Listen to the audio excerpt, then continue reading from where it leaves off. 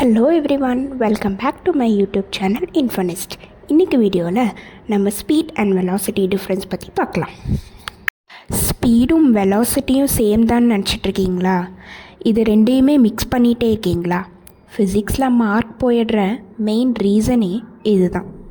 ஸ்பீட்னா ஒரு ஆப்ஜெக்ட் எவ்வளோ ஃபாஸ்ட்டாக மூவ் ஆகுதுங்கிறது, அதுவே வெலாசிட்டினா அது எந்த டைரெக்ஷனில் மூவ் ஆகுதுன்னு கூட.